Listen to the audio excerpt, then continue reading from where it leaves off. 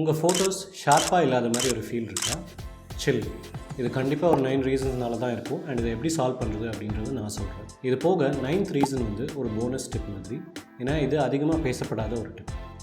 Sharp photo அப்படின்றத describe பண்ணணும்னா rich கிளாரிட்டியும் high details இருக்கிற ஒரு ஃபோட்டோ அப்படின்னு சொல்லலாம்.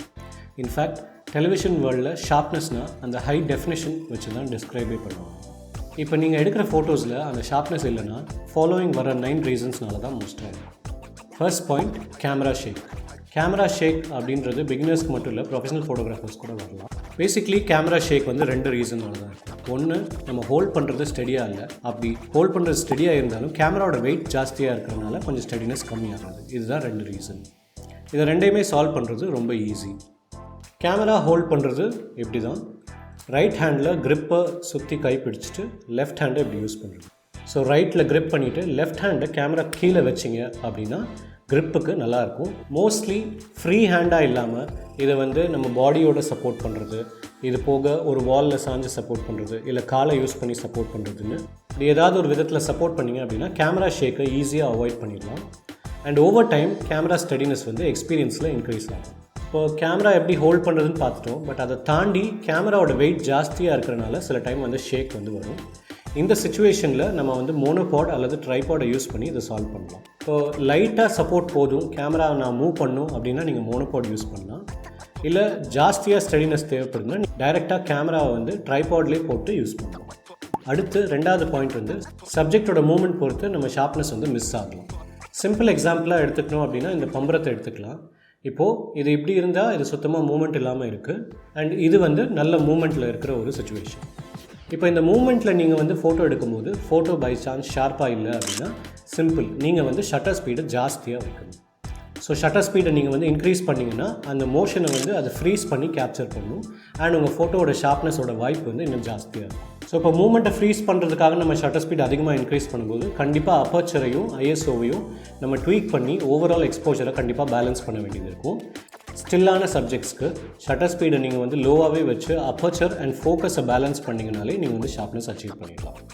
ஷட்டர் ஸ்பீடுன்னு தனியாக பார்த்தா அதுவே வந்து ஷார்ப்னஸை இன்ஃப்ளூயன்ஸ் பண்ணுற ஒரு முக்கியமான ஃபேக்டராக இருக்குது. ஷட்டர் ஸ்பீட் வந்து சப்ஜெக்டோட மூமெண்ட் வச்சு மட்டும் இல்லை, கேமராவோட ஸ்டெடினஸையும் அஃபெக்ட் பண்ணுற ஒரு விஷயம். ஒரு கேமராவோட வெயிட் வந்து கூட இருந்து ஷட்டர் ஸ்பீட் கொஞ்சம் ஸ்லோவாக இருந்தால் கண்டிப்பாக கேமரா ஷேக் வந்து நீங்கள் எக்ஸ்பீரியன்ஸ் பண்ணுவீங்க.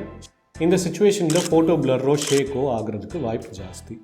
இதை வந்து ஒரு சிம்பிள் தம்ப் ரூல் வச்சு நீங்கள் தவிர்த்துடலாம். உங்கள் லென்ஸோட ஃபோக்கல் லென்த் என்னவோ அதை வந்து டபுள் பண்ணி அதை ஷட்டர் ஸ்பீட் ஃப்ராக்ஷனாக யூஸ் பண்ணிங்க அப்படின்னா உங்களால் இந்த ஷேக்கை வந்து தடுக்க முடியும். ஃபார் எக்ஸாம்பிள் 50mm லென்ஸ் அப்படின்னா அதை டபுள் பண்ணி 100 இருக்குது. ஸோ 1/100 அப்படின்ற ஷட்டர் ஸ்பீடுக்கு மேலே நீங்கள் வச்சிங்க அப்படின்னா ஷேக் வர்ற வாய்ப்பு ரொம்ப கம்மி. இதே 85mm லென்ஸ் யூஸ் பண்ணாலோ 100mm யூஸ் பண்ணாலோ அதை அப்படியே டபுள் பண்ணி அதோட ஷட்டர் ஸ்பீட் அல்லது அதுக்கு மேலே நீங்கள் யூஸ் பண்ணிங்க அப்படின்னா உங்களுக்கு ஷேக் வந்து பயங்கரமாக கட் ஆகிடும். 4வதாக பார்க்க போகிற பாயிண்ட் அப்பர்ச்சர். அப்பர்ச்சர் அப்படின்றது சிம்பிளாக நான் சொல்கிறேன். இப்போ ஒரு ஃபோட்டோவில் இந்த போர்ஷன் ஃபோக்கஸ் ஆகி பின்னாடி இருக்கிறது பிளர் ஆகுது, இல்லை பின்னாடி இருக்கிற ஒரு போர்ஷன் ஃபோக்கஸ் ஆகி முன்னாடி இருக்கிறதெல்லாம் பிளர் ஆகுது அப்படின்னா நம்ம வந்து அப்பர்ச்சர் அதிகமாக வச்சுருக்கோன்னு அர்த்தம். இது பேர் ஷாலோ டெப்த் ஆஃப் ஃபீல்ட். இப்போ இந்த shallow depth of field base பண்ணி தான் ஃபோன் ஃபோட்டோகிராஃபியில் இந்த போர்ட்ரேட் மோட் அப்படின்னு ஒன்றே வந்துச்சு. இப்போ என்னென்னா இந்த ஷாலோ டெப்த் ஆஃப் ஃபீல்டு அல்லது ஜாஸ்தியாக அப்பர்ச்சர் வைக்கும்போது ஃபோக்கஸ் பண்ணுறது ரொம்ப கஷ்டம். எந்த பாயிண்டில் நம்ம ஃபோக்கஸ் பண்ணணும் அப்படின்றத நம்ம கேமராக்கும் லென்ஸுக்கும் கைட் பண்ணால் தான் கரெக்டாக ஃபோக்கஸ் பண்ணி நம்ம ஃபோட்டோ எடுக்க முடியும். இப்போ இந்த சுச்சுவேஷனில் ஃபாஸ்ட் மூவிங் சப்ஜெக்டாக இருந்ததுன்னா ஃபோக்கஸை நேரோ பண்ணுறது ரொம்ப டிஃபிகல்ட். இந்த மாதிரி சுச்சுவேஷனில் அப்பர்ச்சரை ரொம்ப ஜாஸ்தியாக வைக்காமல் கொஞ்சம் லோவர் பண்ணிங்க அப்படின்னா அதோட ஃபோக்கஸ் சான்சஸ் வந்து இன்க்ரீஸ் ஆகும். ஃபோக்கஸ் பெட்டர் ஆகும்போது ஃபோட்டோ வந்து இன்னும் ஷார்ப்பாக கேப்சர் ஆகும். அடுத்து 5வது பாயிண்ட், இதுலேருந்தே நீங்கள் பார்த்தீங்கன்னா ஃபோக்கஸ். நான் ஃபர்ஸ்ட் வெட்டிங் ஃபோட்டோகிராஃபி போகும்போது 2012 ஒரு வெட்டிங்கில் எதிர்த்தாப்பில் ஒரு அமேசிங்கான ஃபோட்டோகிராஃபர் பார்த்தேன். அவர் பேர் Bhagat, founder of Makka studios in Chennai. அவங்க வந்து ஃபேஷன் அண்ட் போர்ட்ரேச்சர் பண்ணுறாங்க. அவர் ப்ளேஃபுல்லாக என்ன பண்ணார், என்னோடய கேமரா அண்ட் லென்ஸை பார்த்துட்டு கேட்டார், என்னப்பா நீ வந்து மேனுவல் ஃபோக்கஸ் தான் வச்சுருக்க, அப்படி தான் நீ வந்து ஃபோட்டோ எடுப்பியா அப்படின்னு கேட்டார். நானும் ரொம்ப பருப்பு மாதிரி வந்து ஆமாம் நான் வந்து மேனுவல் ஃபோக்கஸ் தான் யூஸ் பண்ணுவேன், மேனுவல் ஃபோக்கஸ் யூஸ் பண்ணி தான் நான் வந்து எல்லா ஃபோட்டோவும் எடுப்பேன் அப்படின்னு சொன்னேன். வீட்டுக்கு வந்ததுக்கப்புறம் பார்த்தா அது வந்து ஒரு ரொம்ப ஸ்டூப்பிடான ஆன்சர் அப்படின்னு கண்டுபிடிச்சேன். அதிகமாக ஃபோட்டோ வந்து ஆட்டோ ஃபோக்கஸ் யூஸ் பண்ணி தான் எடுப்பாங்க. ஆட்டோ ஃபோக்கஸ் யூஸ் பண்ணும்போது உங்களோட ஃபோக்கஸ் சான்சஸ் வந்து பெட்டராக இருக்கும் மேனுவலை விட. ஏன்னா manual takes a lot of time and ஒரு ஸ்டில் சப்ஜெக்டாக இருந்தால் மட்டும்தான் சில டைம் வந்து மேனுவல் ஃபோக்கஸை யூஸ் பண்ணுவாங்க. இது மட்டும் இல்லாமல் ப்ராடக்ட் ஃபோட்டோகிராஃபி இல்லை லேண்ட்ஸ்கேப் ஃபோட்டோகிராஃபி எங்கே மூவ்மெண்ட் வந்து ரொம்ப கம்மியாக இருக்கும் அங்கே தான் மேனுவல் ஃபோக்கஸ் யூஸ் பண்ணுற வாய்ப்பு இருக்கும். ஸோ இந்த மாதிரி சுச்சுவேஷனில் நீங்கள் வந்து ஆட்டோ ஃபோக்கஸ் யூஸ் பண்ணி சிங்கிள் பாயிண்ட் AF அப்படின்னு ஒன்று இருக்கும், அதை யூஸ் பண்ணி எந்த பாயிண்டில் ஃபோக்கஸ் பண்ணுறது அப்படின்னு கேமராவை கைட் பண்ணிங்கன்னா அதுவே ஆட்டோமேட்டிக்காக ஃபோக்கஸ் பண்ணிடும். இது போக ஆட்டோ ஃபோக்கஸ் மோட்ஸ் அப்படின்னு பார்த்தீங்கன்னா 2 மோட் இருக்குது. ஒன்று வந்து சிங்கிள் பாயிண்ட் AF, இன்னொன்று வந்து சர்வோ.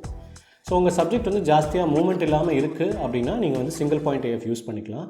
இதுவே உங்கள் சப்ஜெக்ட் வந்து மூவ்மெண்ட் பண்ணுற மாதிரி இருக்குது அப்படின்னா சர்வோ யூஸ் பண்ணிங்கன்னா AI யூஸ் பண்ணி அது வந்து அந்த மூவ்மெண்ட் எங்கே இருக்குதுன்னு கெஸ் பண்ணி ஃபோக்கஸை வந்து 2-3 இடத்துல வந்து வைக்க ட்ரை பண்ணும்.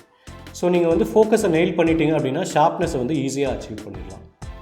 அடுத்து 6வது பாயிண்ட், ஷார்ப்னஸை முக்கியமாக அஃபெக்ட் பண்ணுற ஒரு விஷயம்னு பார்த்தீங்கன்னா லைட். இது ஆக்சுவலாக ப்ரைமரி பாயிண்ட்டாக கூட யூஸ் பண்ணலாம், ஏன்னா லைட்லேருந்து தான் நீங்கள் ஃபோட்டோகிராஃபியை ஸ்டார்ட் பண்ணுற மாதிரி இருக்கும். சஃபிஷியன்ட் லைட் இருந்தால் ஃபோட்டோ ஆப்வியஸ்லி நல்லா கேப்சர் ஆகும். இதே சுச்சுவேஷன் வந்து லோ லைட்டாக இருக்குது அப்படின்னா ஃபஸ்ட்டு அடி வாங்க போகிறது டீட்டெயில்ஸ் தான். நான் டிஸ்கிரைப் பண்ணும்போது சொன்னேன், ஒரு ஷார்ப் ஃபோட்டோ அப்படின்னா டீட்டெயில் வந்து ரிச்சாக இருக்கணும். ஸோ லோ லைட்டில் நீங்கள் ஃபோட்டோ எடுக்கிறீங்கன்னா ஆட்டோமேட்டிக்காக உங்கள் ஃபோட்டோவோட சான்சஸ் வந்து ஷார்ப்பாக இருக்கிறதுக்கு வாய்ப்பு ரொம்ப கம்மி. இதை வந்து ஒன்று நீங்கள் ஆர்டிஃபிஷியல் லைட் யூஸ் பண்ணி இந்த சுச்சுவேஷனை வந்து நீங்கள் வந்து ஹேண்டில் பண்ணலாம். அப்படி இல்லைனா போஸ்ட் ப்ரொடக்ஷன் அல்லது எடிட்டிங்கில் வந்து நீங்கள் கொஞ்சம் சால்வ் பண்ணுற மாதிரி இருக்கும். 7வது பாயிண்ட், ஷார்ப்னஸ் டிபெண்ட் ஆகியிருக்க அடுத்த ஒரு ஃபேக்டர்னு பார்த்தீங்கன்னா லென்ஸோட குவாலிட்டி அண்ட் லென்ஸோட image stabilization capabilities. Basically zoom லென்ஸை விட ப்ரைம் லென்ஸ் வந்து ஷார்ப்னஸ் வந்து ஜாஸ்தியாக இருக்கும். லென்ஸோட குவாலிட்டி வந்து ஆப்வியஸாக காஸ்ட் கூட வந்து கண்டிப்பாக பெட்டராக இருக்கும். இதே வந்து இமேஜ் ஸ்டெபிலைசேஷன் அப்படின்றது என்னென்னா, உங்கள் லென்ஸில் வந்து ஒரு பட்டன் இருக்கும், அந்த பட்டனை நீங்கள் ஆன் பண்ணிங்கன்னா அதுவே வந்து ஒரு மெக்கானிசம்னால இந்த ஷேக் ஆகிறத வந்து கொஞ்சம் கம்மி பண்ணும். ஸோ இதை யூஸ் பண்ணுறதுக்கு IS அப்படின்னு ஒரு டெக்னாலஜி இருக்குது. பட் ஒரு லென்ஸ் வந்து IS டெக்னாலஜியோடு வருது அப்படின்னா அதோட காஸ்ட் வந்து ரொம்ப காஸ்ட்லியாக இருக்கும். ஃபார் எக்ஸாம்பிள், நீங்கள் 70-200 லென்ஸ் இப்போ வந்து பார்த்தீங்கன்னா ISோடு இருக்கும்போது அதோட காஸ்ட் 2 lakhs. பட் IS இல்லாமல் நீங்கள் வாங்கினீங்க அப்படின்னா அதோட காஸ்ட் வந்து சிக்னிஃபிகண்ட்லி லெஸ்ஸாக இருக்கும். இது போக லென்ஸோட ஏஜ், அதாவது ஒரு லென்ஸ் வந்து ரொம்ப வருஷம் ஆயிடுச்சு அப்படின்னா அதோட குவாலிட்டி வந்து கம்மியாகும். 8வது பாயிண்ட், ஸோ இந்த மேலே இருக்க ஃபேக்டர்ஸ்லாம் தாண்டி நம்ம வந்து ஷார்ப்னஸை வந்து எடிட்டிங்கில் வந்து கூட்ட முடியும். சிம்பிளாக பார்த்தா எல்லா எடிட்டிங் ஆப்ஸ்லேயும் சரி சாஃப்ட்வேர்லேயும் சரி இன்க்ரீஸிங் ஆர் டிக்ரீஸிங் ஷார்ப்னஸ் அப்படின்ற ஒரு டூல் வந்து கண்டிப்பாக இருக்கும். இது வந்து டீட்டெயில்ஸ், கிளாரிட்டி, ஷார்ப்னஸ் அப்படின்ற பேரில் வச்சு இந்த டூல் வந்து கண்டிப்பாக இருக்கும். இதோட கீ என்னென்னா, ஓவர் யூட்டிலைஸ் பண்ணாமல், ஓவர் டூ பண்ணாமல் நம்ம வந்து சட்டிலாக வந்து ஷார்ப்னஸை இன்க்ரீஸ் பண்ணோம் அப்படின்னா ஃபோட்டோ வந்து பெட்டராக இருக்கும். ஃபைனலி 9th பாயிண்ட், லென்ஸோட ஸ்வீட் ஸ்பாட் அப்படின்னு ஒன்று இருக்குது. ஸோ நான் சொன்ன மாதிரி ஒரு ஸ்பெஷல் சீக்ரெட் போனஸ் டிப்னு சொன்னேன். இது என்னென்னா, நான் வந்து ஃபோட்டோகிராஃபி ஸ்டார்ட் பண்ணி 13 years ஆச்சு. பட் 5 to 6 years நடுவில் நான் வந்து ஃபீல் பண்ண ஒரு விஷயம் என்னன்னா, நம்ம ஃபோட்டோஸ் வந்து அந்தளவு ஷார்ப்பாக இருக்க மாட்டேங்குது, there's something lacking அப்படின்னு வந்து என் ஃபோட்டோவை பார்த்து தோணுச்சு. அப்போ நான் சர்ச் பண்ணும்போது டிஸ்கவர் பண்ண ஒரு விஷயம் அப்படின்றது தான் லென்ஸோட ஸ்வீட் ஸ்பாட். நான் என்ன சொன்னேன், அப்பர்ச்சர் வந்து ரொம்ப ஜாஸ்தியாக வச்சோம் அப்படின்னா ஷாலோ டெப்த் ஆஃப் ஃபீல்ட் கிடைக்கும்.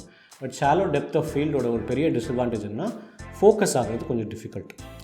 இப்போ என்னென்னா, இந்த ஷாலோ டெப்த் ஆஃப் ஃபீல்டை விட்டுட்டு, அதாவது அப்பர்ச்சர் வந்து ரொம்ப ஜாஸ்தியாக வைக்காமல் ஒரு 4-5 ஸ்டாப் தள்ளி வச்சோம் அப்படின்னா அந்த பர்டிகுலர் லென்ஸோட ஸ்வீட் ஸ்பாட் வந்து நீங்கள் ரீச் பண்ணலாம். அதாவது இந்த ஸ்வீட் ஸ்பாட்டில் தான் அதோட ஷார்ப்னஸ் வந்து பெஸ்ட்டாக இருக்கும்.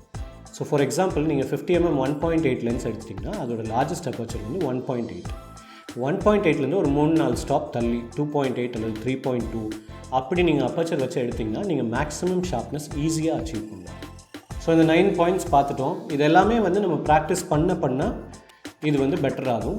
உங்கள் ப்ராக்டிஸை நீங்கள் ரெகுலராகவும் சரி டைவர்ஸாகவும் வச்சுக்கிட்டீங்க. அதாவது different types of photography, wildlife, product photography, wedding, portraiture, landscape, இந்த மாதிரி நீங்கள் மாற்றி நீங்கள் எடுத்து நீங்கள் வந்து ப்ராக்டிஸ் பண்ணிகிட்டு இருந்தீங்கன்னா ஒரு ஜானர்லேயும் ஷார்ப்னஸ் வந்து கொஞ்சம் டிஃபர் ஆகும். எப்படி நீங்கள் இந்த ஷார்ப்னஸை வந்து அச்சீவ் பண்ணலாம் அப்படின்றது எக்ஸ்பீரியன்ஸில் ஈஸியாக வந்து நீங்கள் ஓவர் கம் பண்ணிடலாம்.